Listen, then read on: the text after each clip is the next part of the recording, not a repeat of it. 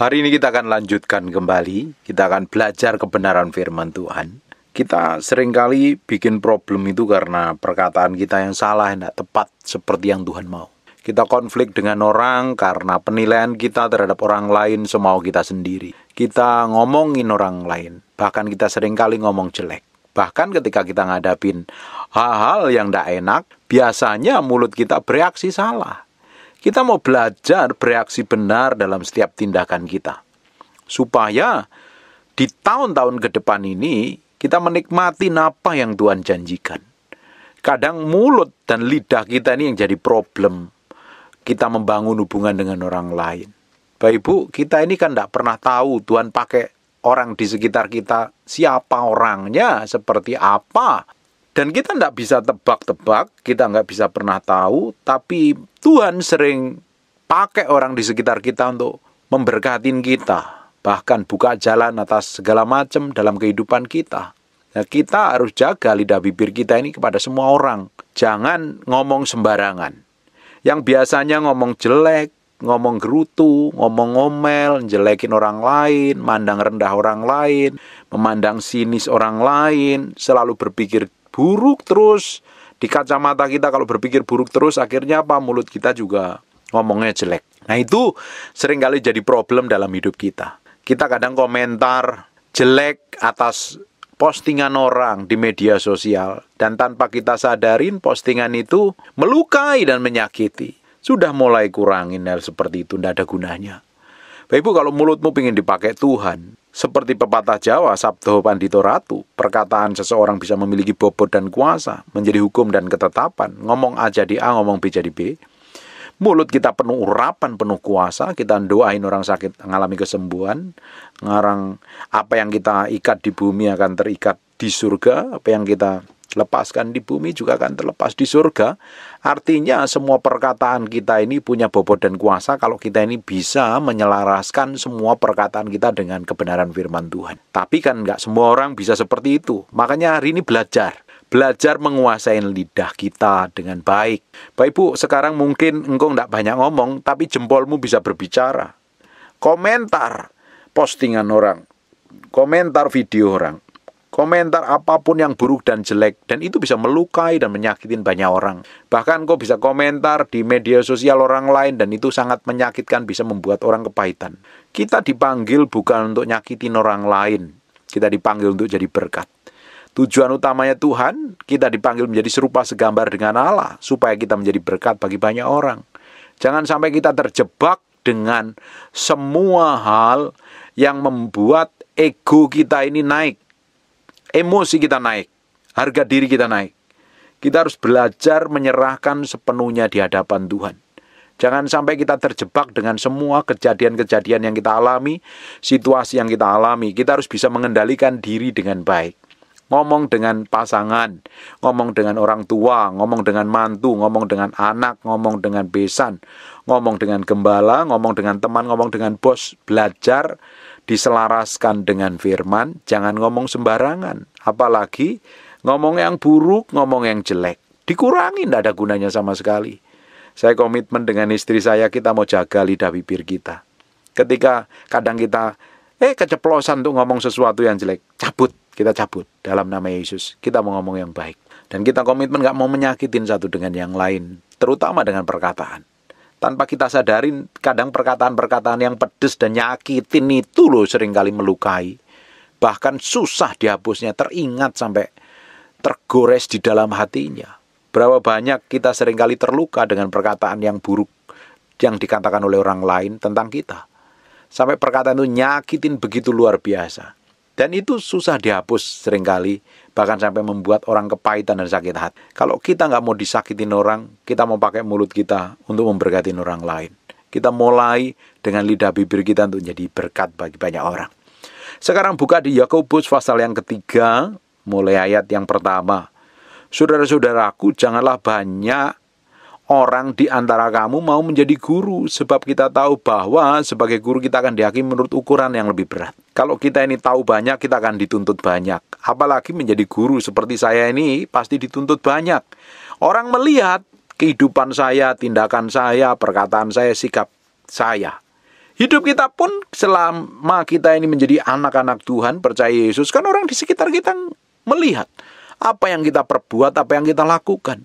Sama seperti yang diajarkan firman, apa tidak? Kan seringkali orang ngomong begini, katanya pelayanan kok seperti itu. Katanya jadi orang Kristen kok seperti itu. Kenapa?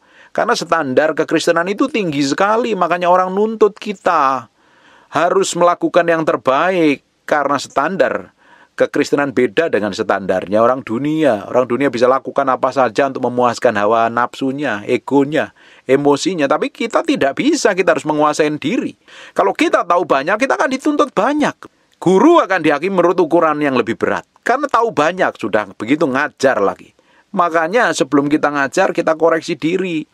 Apa yang kita ajarkan ini kita hidupin dulu atau belum? Apa yang saya khotbahkan, saya hidupin. Bahkan seringkali saya sampai yang hidupinya babak belur berdarah-darah. Saya menjaga lidah bibir saya dari kecil. Saya udah ajarin orang tua, jangan ngomong kotor, jangan ngomong ngumpat, misuh-misuh dan lain sebagainya. Orang Jawa Timur kan banyak kata umpatan, kata-kata kasar. Saya dilarang keras ngomong sembarangan. Karena orang tua saya ajarin tata krama dan etika. Saya bersyukur dengan itu. Dan saya tidak pernah ngomong kasar. Bahkan ngatain orang binatang, tidak pernah. Maki-maki orang sampai merendahkan, tidak pernah. Saya bersyukur dengan itu, ternyata lidah bibir saya dipakai untuk ngomong kebenaran firman Tuhan.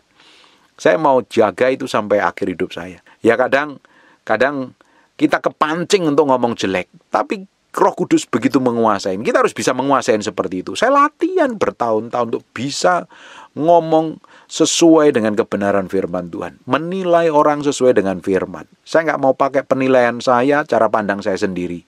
Karena kita seringkali terpancing ketika disakiti untuk balas balik. Ngomong balik, nyerang balik, merendahkan balik. Dan itu nggak benar di hadapan Tuhan. Kalau kita jadi hamba Tuhan, apalagi kita dituntut lebih. Jangan hanya pinter ngomong tok. Kita harus pinter menghidupin apa yang kita khotbahkan. Kalau kita sebagai pengkhotbahnya pinter ngomong tok, khotbah kita tidak punya kuasa, nggak punya otoritas loh. Hambar dan kosong, tidak bisa merubah hati orang. Apa yang pengkhotbah katakan harus dihidupin dulu. Baru ada bobot dan kuasanya. Apa yang disampaikan bisa merubah orang. Bukan hanya sekedar enak didengar telinga. Kata-kata yang menghibur, kata-kata yang memotivasi. Buat apa kalau hanya memotivasi dan menghibur? Cari aja tontonan di Netflix, banyak tuh video-video, film-film yang menghibur. Firman harus mengubah yang di dalam kita. Makanya seorang pengkhotbah, seorang guru harus menghidupin firman. Praktek firman dahulu. Bukan pintar ngomong tok, harus pintar melakukannya. Sehingga orang yang mendengarkannya tidak hanya sekedar diberkati, tapi diubahkan. Coba perhatikan di ayat yang kedua. Sebab kita semua bersalah dalam banyak hal. Hari ini kita ini dikuduskan, disucikan, dibenarkan oleh darah Yesus. Saya pun masih banyak kesalahan dan kekurangan kok. Saya belajar dari kesalahan dan kekurangan saya. Tidak ada orang sempurna di muka bumi ini kecuali Yesus Kristus Tuhan. Karena dia 100% manusia dan 100% Allah. Makanya dia sempurna, tidak melakukan dosa. Selama kita pakai tubuh daging ini, kita masih sering kali bikin kesalahan dan pelanggaran. Tapi kita belajar terus dari kesalahan itu untuk berubah. Dan kita dikuduskan, disucikan dengan darahnya. Menjadi orang-orang yang berkenan di hadapannya. Barang siapa tidak bersalah dalam perkataannya, ia adalah orang yang sempurna. Semua orang pernah bikin kesalahan, saya juga pernah bikin kesalahan dengan perkataan saya. Pernah nyakitin juga kata-kata saya cabut, saya minta maaf. Kalau saya ngomong udah nyakitin orang, saya kadang tidur di templak Roh Kudus, saya kepikiran, dan saya telepon atau mungkin saya temuin orang yang bilang, I'm sorry ya, aku sudah melukai dengan perkataan, I'm sorry. Dulu waktu itu saya pernah dipersalahkan oleh pemimpin saya, bahkan gembala saya. Nggak tahu apa penyebabnya, saya diadu domba dengan jemaat, dan saya dituduh luar biasa, padahal saya nggak melakukan apa-apa. Bahkan sampai saya dimaki-maki luar biasa loh. Saya tidak kenal dia tidak kenal saya. Tapi karena orang Jawa punya pepatah itu nabok nyilih tangan. Pemimpin saya itu nabok nyilih tangan. Waktu itu saya dihajar melalui orang lain. Dan saya samperin orang itu, saya bilang thank you buat teguranmu, buat perkataanmu. Saya percaya Itu mungkin dipakai Tuhan untuk negur saya, untuk saya jadi orang berubah. Pemimpin saya juga saya temuin, saya nangis di depan dia, I'm sorry, saya bikin kesalahan. Saya banyak salah, saya belum sempurna seperti Yesus. Saya juga sering kali minta maaf kepada istri saya ketika saya mungkin berkata sedikit keras atau dengan nada tinggi, I'm sorry ya nih. Saya belum seperti Yesus, tapi saya mau belajar menjadi serupa segambar dengan Kristus. Saya minta maaf. Saya sering kali temuin orang-orang dan saya minta maaf duluan. Itu mengajarkan saya untuk rendah hati kok. Kadang kita ini terjebak dengan perkataan kita. Makanya kalau kita punya perkataan meski dijaga dengan baik-baik. Hati-hati orang yang gampang menghakimi orang lain, menilai orang lain menurut cara pandangmu sendiri. Apalagi komentar sembarangan, merasa paling pintar, merasa paling hebat, merasa paling benar. Hati-hati. Jangan-jangan kamu sebenarnya malah munafik palsu, kehidupanmu malah jahatnya bukan main. Biasanya orang yang banyak ngomong, komentar paling benar, biasanya hidupnya paling bejat. Nah, semakin orang itu ada isinya, ada bobotnya, semakin dia nggak banyak ngomong. Semakin orang itu tahu banyak, semakin dekat dengan Tuhan, semakin banyak diem dia. Berkata secukupnya.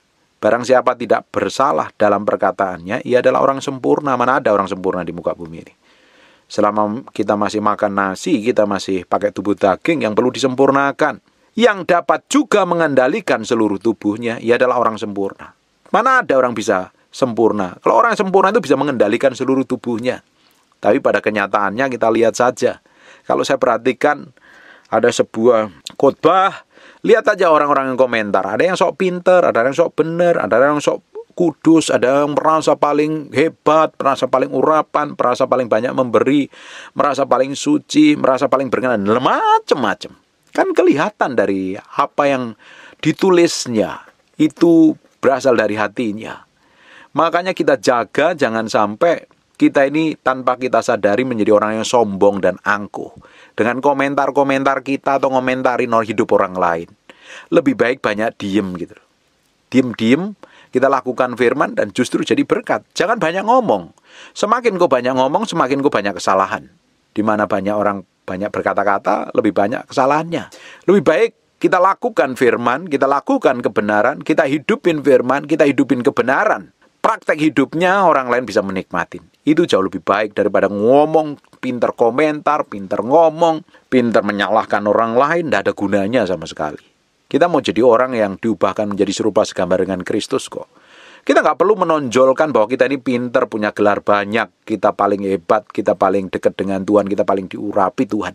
Nggak perlu. Kalau engkau memiliki semuanya itu, dan itu dilihat, dipandang Tuhan baik, engkau pasti dipromosi Tuhan, dipakai Tuhan untuk jadi berkat. Nggak usah menonjolkan diri, menyombongkan diri. Tenang saja. Makanya harus belajar menguasai diri dan mengendalikan seluruh tubuh kita ini dengan baik. Jangan sampai kita tidak bisa menjaga lidah kita itu menjaga jempol kita zaman milenial ini. Coba perhatikan di ayat yang ketiga. Kita mengenakan kekang pada mulut kuda sehingga ia dapat menurutin kehendak kita. Dengan jalan demikian kita dapat juga mengendalikan seluruh tubuhnya. Kuda saja untuk kita bisa kendalikan dan tubuhnya bisa nurut dengan apa yang kita perintahkan, ditaruh kekang di dalam mulutnya. Supaya apa? Tunduk.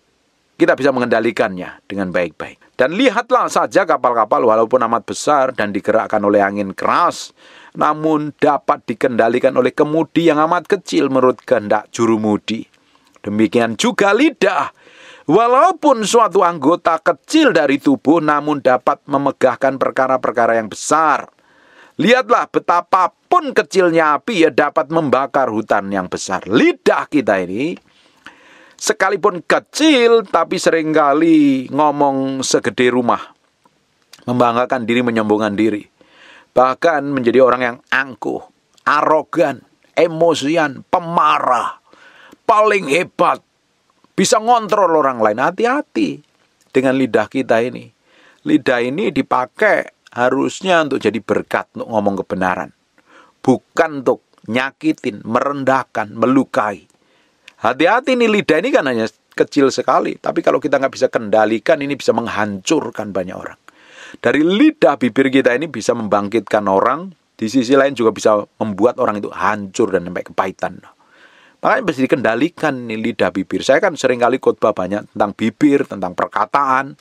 Banyak sekali karena orang seringkali terjebak di area sini, gagal di area sini. Ngomong seringkali nyakitin, ngelukai, apalagi kalau ngomong dengan pasangan hidupmu karena merasa dia hidup dengan kamu dan udah kamu kasih duit, kamu berhak ngomong sembarangan. Itu nyakitin dan ngelukai loh. Bisa kepahitan loh orang. Kamu jadi batu sandungan. Bapak Ibu tahu ketika kita didapati menjadi batu sandungan di hadapan Tuhan, lebih baik ditaruh batu kilangan, diikat di leher kita, dibuang ke tengah laut. Lama-lama kalau kita dibuang ke tengah laut kan dimakan ikan teri. Lebih baik kita bertobat hari ini. Sadar diri, benar-benar menjaga lidah bibir kita. Lidah bibir kita ini bisa melukai, bisa menyakitin, bisa membuat orang kepahitan, bisa membuat orang terluka, merasa hancur. Tapi di sisi lain juga bisa membangkitkan orang-orang. Bahkan kita ngomong dengan sepatah kata, perkataan kita ini punya kuasa dan otoritas bisa mengusir setan-setan. Punya urapan, punya dampak yang besar. Tergantung hari ini pilihanmu seperti apa di hadapan Tuhan. Kamu mau ngomong seperti apa di hadapan Tuhan? Mau pakai lidahmu untuk ngomong apa? Membanggakan diri, memegahkan diri, atau memegahkan Tuhan? Atau menyembah Tuhan? Tergantung hari ini keputusanmu seperti apa.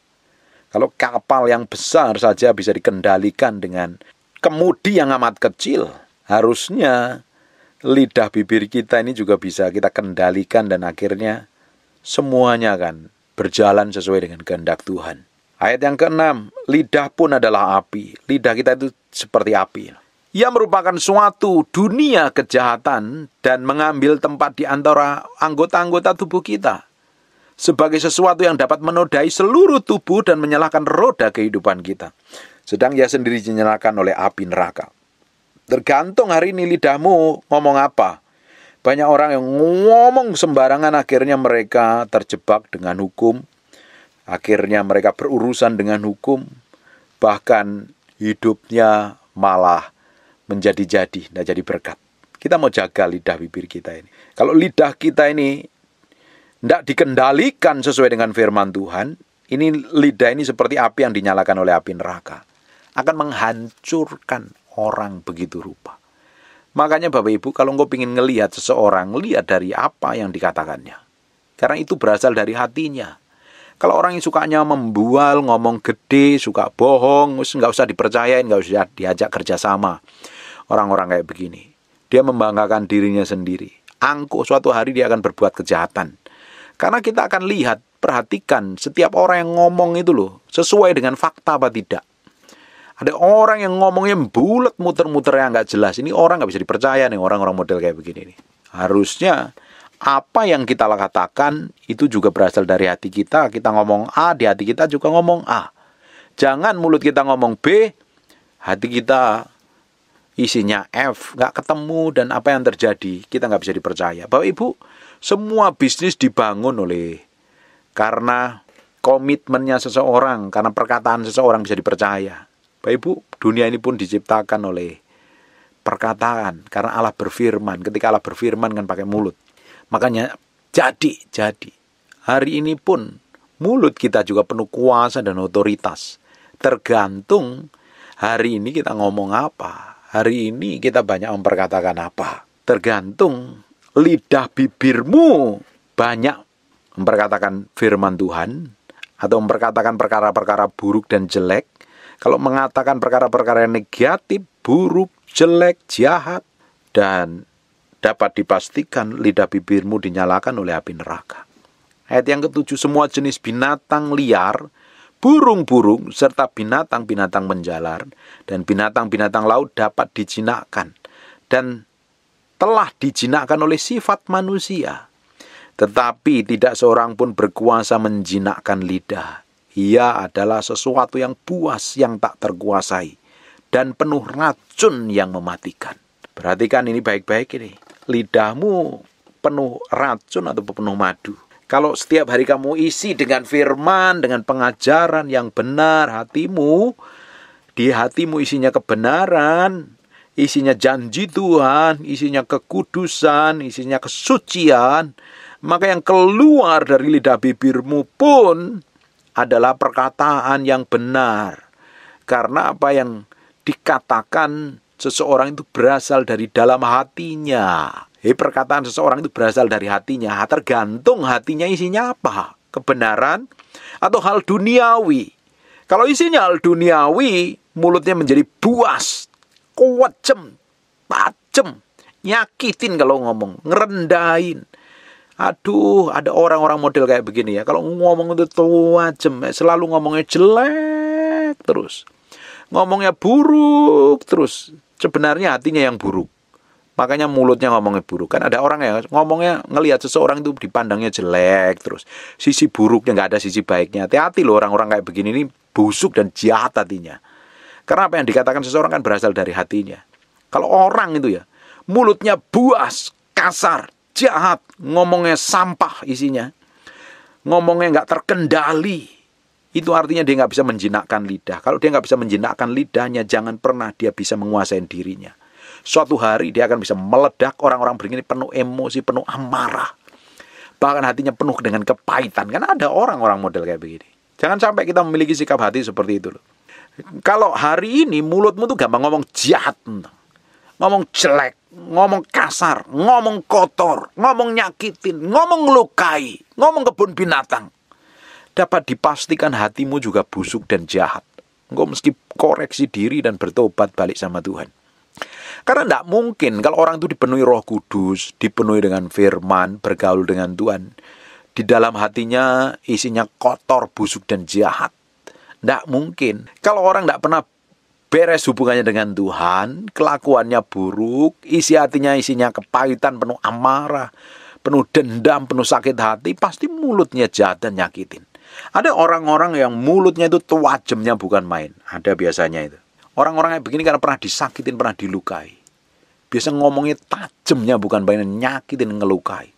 Dan orang kayak begini jangan diajak berteman. Kalau orang udah ngomong kayak begini tajam dan nyakitin, lebih baik jauhin. Saya sering kali blokir orang-orang yang mulutnya jahat, komentarnya busuk, komentarnya negatif. Saya bilang ini orang kok nggak pernah ngelihat sisi baiknya. Yang dilihat tuh sisi jelek dan merasa dia paling benar sejagat raya. Kalau diperingatin sekali, 2 kali, tidak berubah, pasti tak blokir. Saya nggak mau dengar sampah. Saya nggak mau baca komentar sampah. Saya mau jagain mata saya, telinga saya dengan baik. Ngapain kita mau dengerin sampah? Sampah kok kita baca, sampah kok kita dengerin. Nggak ada gunanya sama sekali. Malah meracuni nanti. Malah membawa penyakit. Kalau ada orang-orang yang mulutnya jahat sampai hari ini, bertobat. Apalagi kamu suka ngomong kasar dengan pasanganmu, bertobat. Mulutmu tuh udah melukai, tidak sesuai berkenan di hadapan Tuhan, tidak berkenan di hadapan Tuhan. Bertobat, sadar diri. Kamu bisa datang ibadah, bisa nyembah Tuhan di gereja, tapi di luar gereja mulutmu kotor, mulutmu busuk, mulutmu jelek. Artinya mulutmu bukan dikuasai oleh kerajaan Allah, tapi dinyalakan oleh api neraka. Tidak heran kasar, jahat, busuk, dan nyakitin orang. Harus belajar dikendalikan dan dikuasai dengan baik. Ada orang-orang yang suka komentar. Di YouTube banyak yang komentar jelek, di IG, di Facebook, di manalah. Banyak orang komentar buruk. Itu meski bertobat. Jangan dibiarkan. Lama-lama kamu tidak bisa mengendalikan lidah bibirmu, nanti kamu akan ketemu problem. Kita Matius katakan, semua perkataan kita suatu hari kita akan pertanggungjawabkan di hadapan Tuhan. Setiap huruf dan perkataan kita. Kita nggak bisa lepas dari sini. Perhatikan di ayat yang ke-9. Dengan lidah kita memuji Tuhan, Bapa kita. Dan dengan lidah kita mengutuk manusia yang diciptakan menurut rupa Allah. Apalagi kalau udah menjelekkan, melihat fisik orang.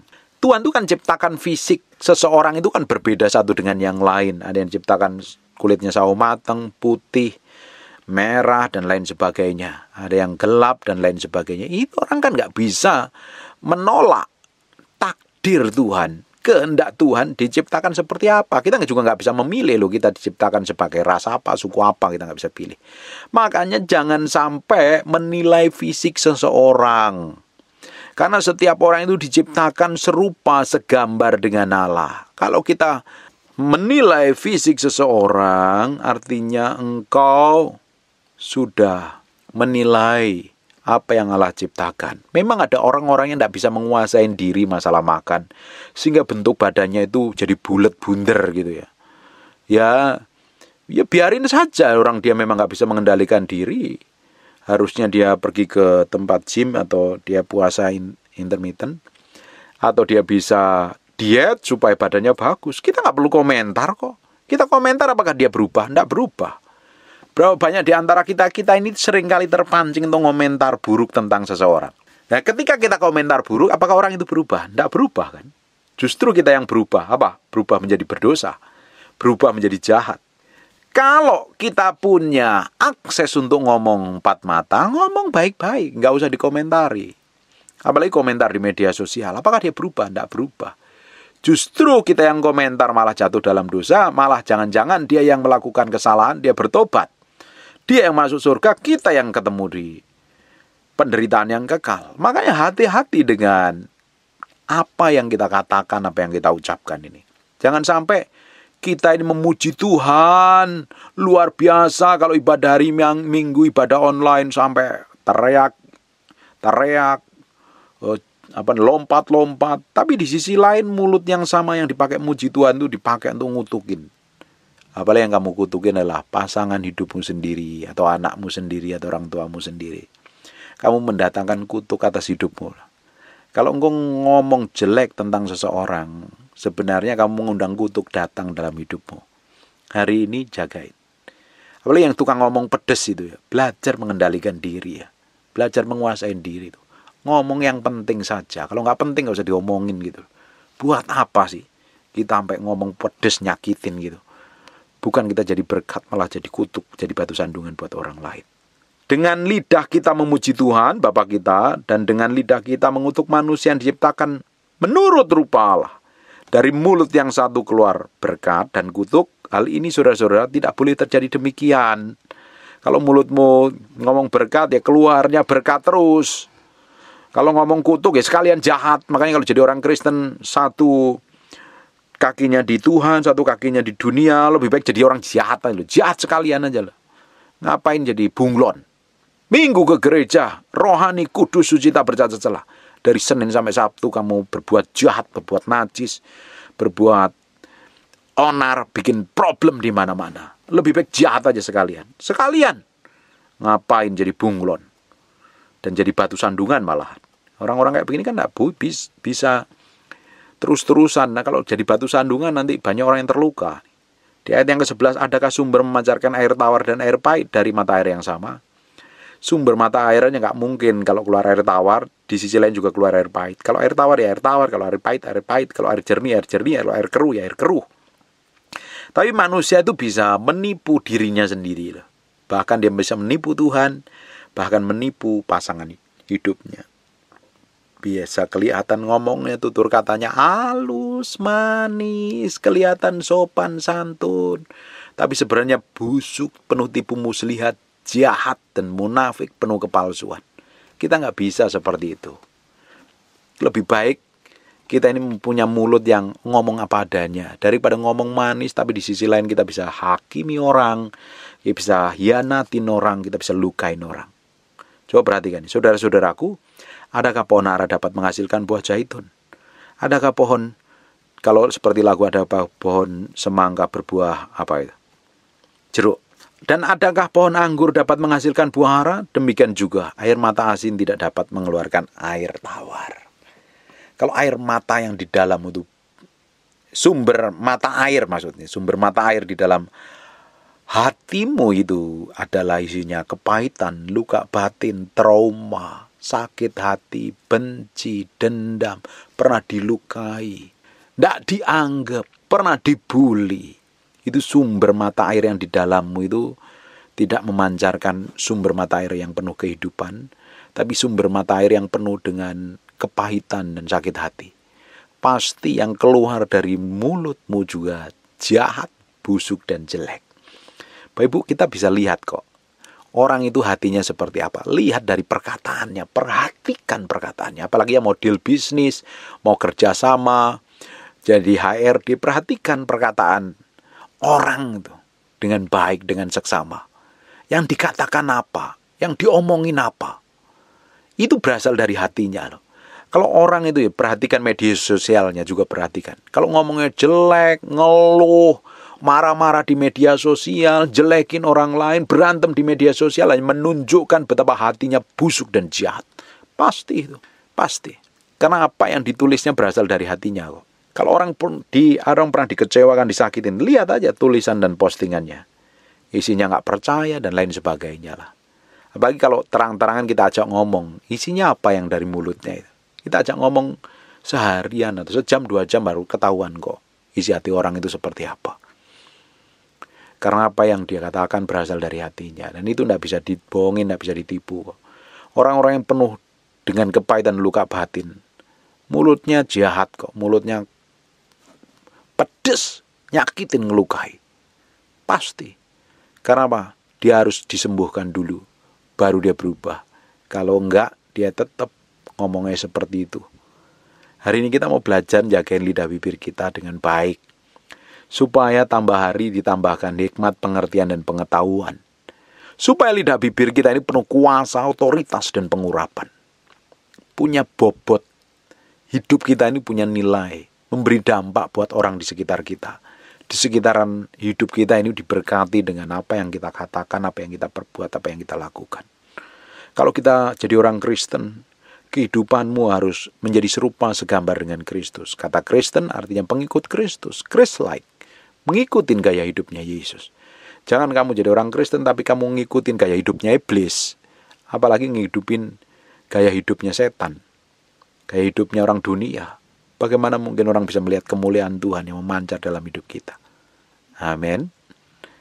Coba sekarang kita mau bertindak hati-hati, mau ngomong hati-hati, kita jagain dengan baik lidah bibir kita. Yang keluar adalah hikmat, pengertian, dan pengetahuan. Bapak Ibu, tahu Salomo memiliki hikmat, pengertian, dan pengetahuan. Hikmat dan pengertian pengetahuan itu banyak orang dari seluruh negeri datang berikhtiar belajar sama Salomo. Dan dia belajarnya nggak cuma-cuma loh. Dia membawa emas, barang-barang mewah. Akhirnya Salomo diberkati luar biasa. Kalau engkau ingin dipakai Tuhan, mulutmu dijaga dengan baik hari ini. Perkataan lidah bibirmu dijaga dengan baik. Kalau mulutmu ingin diurapin Tuhan, bahkan bisa mendatangkan berkat, jaga lidah bibirmu. Jangan menjadi orang yang gampang ngomong, nyakitin dan ngelukain orang lain. Apalagi sombong, belagu, dan angkuh. Amin. Hari ini kita mau belajar menghidupin firman yang kita pelajarin hari ini. Amin. Tutup matamu, tutup Alkitabmu, kita berdoa. Bapak, terima kasih buat firman-Mu. Kami kembalikan untuk hormat kemuliaan bagi Raja kami yang maha mulia, Yesus Kristus Tuhan. Kami materaikan firman ini dengan darah anak domba Allah, nempel dalam hati kami berhari-hari, berminggu-minggu, berbulan-bulan. Firman ini jadi kehidupan. Sehingga hidup kami diubahkan terus menjadi serupa segambar dengan Kristus. Berkati setiap orang yang rajin mendengar firman yang hamba-Mu sampaikan. Berkati pekerjaan bisnis usaha pelayanannya, keluarganya, anak, istrinya diberkatin Tuhan. Kamu berdoa untuk orang yang sedang sakit dan mengalami kelemahan tubuh oleh bilur Yesus, oleh darah Yesus. Kamu berdoa urapan kesembuhan mengalir dari ujung rambut sampai telapak kaki. Kuasa kesembuhan itu turun, memulihkan, mengubahkan, menjamah dalam nama Yesus. Biar anugerah dan kemurahan Tuhan saja yang terjadi. Dan nama Tuhan yang dipermuliakan. Dalam nama Yesus kami berdoa dan mengucap syukur. Haleluya. Amin. And God bless you. Percuma kalau kita datang ibadah ini, kalau Bapak Ibu nggak terima sesuatu. Bapak Ibu akan terima sesuatu ketika roh Tuhan mengurapimu. Engkau pulang jadi orang yang diurapin Tuhan. Bangkit beri sama-sama.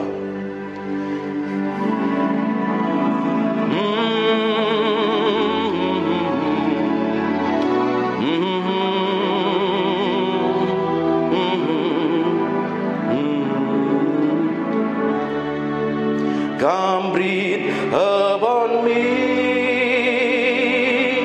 breath of God. Breathe upon me, Spirit of the Lord. As I lift my hand in surrender. Tutup matamu dan sembah. To your name, Most High. Yielding to your spirit.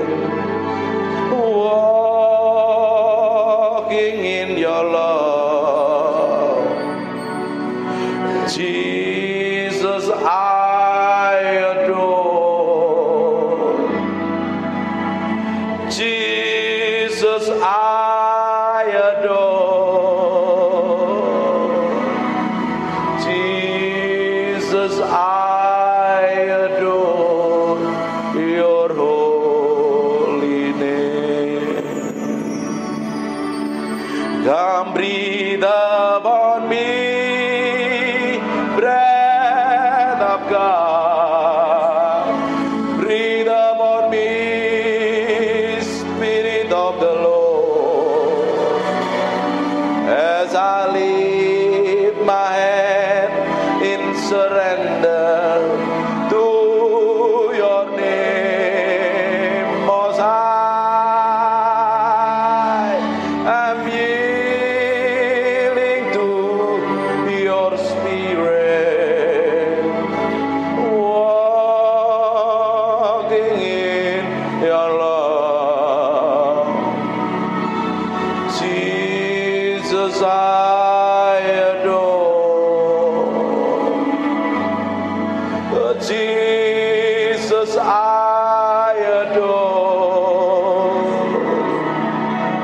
Jesus, I adore your holy name. Mekerebekonomo santekini. Terus Tuhan. Inaralamaya siribini mianamu. Ini miana naralamu. Terus angkat suaramu sembah Dia. Maka namanya sirimiana nama. Terus sembah Dia. Nyanyikan mazmur yang keluar dari hatimu, sembah Dia.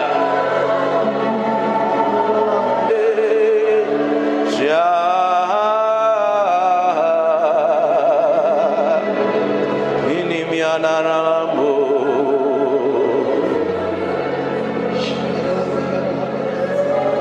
Terus Tuhan, biar pengurapan-Mu turun dalam ruangan ini. Buat sesuatu yang berbeda siang hari ini.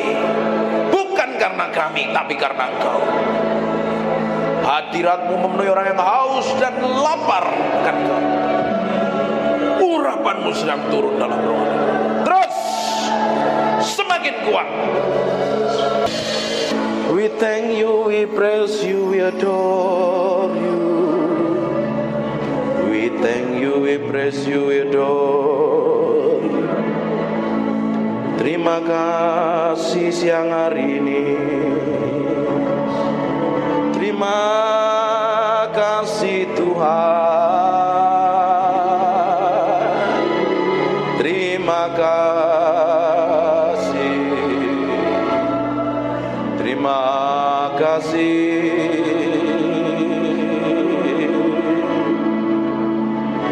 Di dalam hadirat-Mu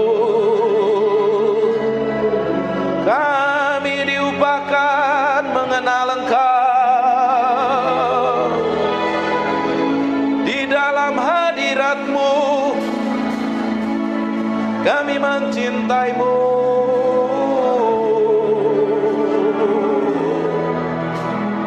Mencintai-Mu, Roh Kudus. Roh Kudus.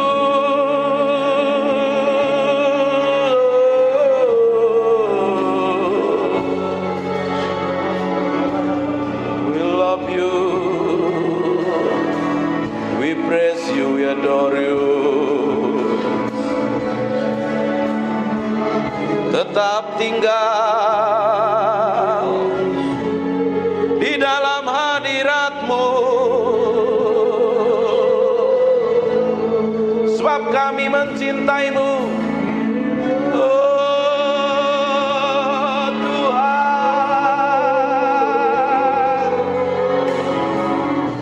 Tuhan, Tuhan.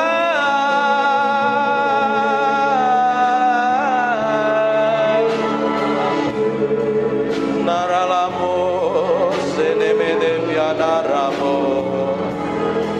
Ikiri mianananamo se.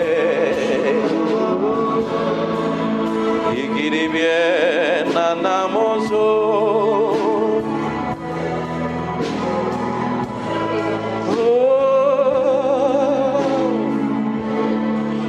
We praise you, we praise you, we praise you. We praise you, we praise you.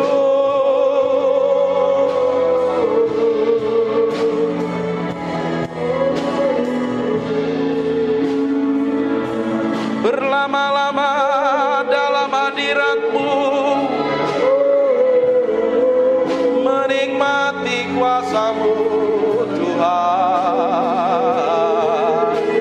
Tuhan,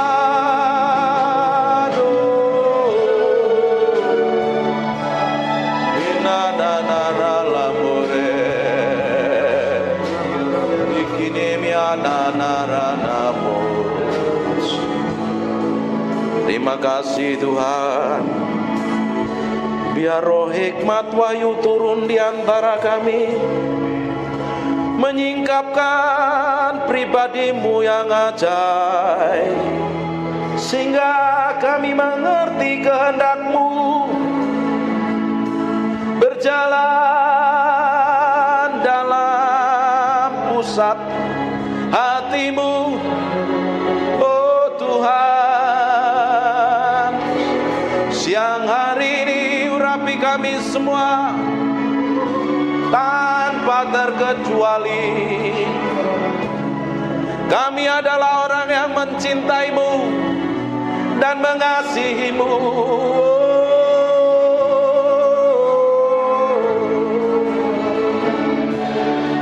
Haleluya, haleluya, haleluya.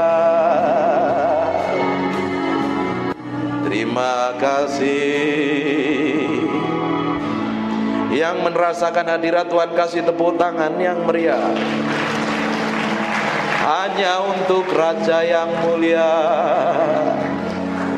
Haleluya. Amin.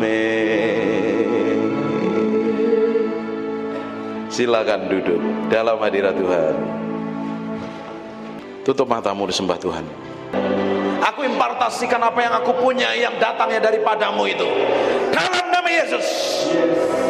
Aku impartasikan urapan itu. Kerinduan, kelaparan, haus akan pribadimu sendiri. Setiap orang yang siang hari ini memberi hatinya, Tuhan jamah, Tuhan jamah, Tuhan jamah, Tuhan jamah, Tuhan jamah, Tuhan jamah, Tuhan jamah. Tuhan perlengkapi orang-orang ini dengan pengurapan secara ilahi dalam nama Yesus. In Jesus name. In Jesus name. In Jesus name. Tuhan pakai orang-orang ini menjadi hamba-hamba Tuhan yang memberi dampak secara ilahi. Dalam nama Yesus. Dalam nama Yesus. Then sing my soul, my Savior God to thee. Aku berdoa setiap orang dalam ruang ini diberkati Tuhan tanpa terkecuali. Setiap orang hamba-hamba-Mu ini diberkati Tuhan, pulang membawa berkat ilahi. Hamba berdoa apa saja yang dikerjakan tangannya Tuhan bikin berhasil. Pelayannya tambah hari tambah naik terus, tambah diurapin terus. Dikirim jemaat baru dari barat, timur, utara, selatan. Dibikin sukses dan berhasil. Dan sampai garis akhir kami semua didapati menjadi orang yang berkenan di hadapan Tuhan. Terima kasih Tuhan tanpa terkecuali. Anugerah-Mu, kemurahan-Mu melimpah-limpah untuk orang yang Kau kasih ini, orang yang setia melayani ini. Dalam nama Tuhan Yesus Kristus. Terima kasih Tuhan. Terima kasih. Aku berdoa biar anugerah dan kemurahan-Mu melimpah-limpah dalam nama Tuhan Yesus. Pulang bawa berkat ini dan anugerah kemelimpah-Mu melimpah-limpah. Semua yang diberkati Tuhan katakan amin. God bless you.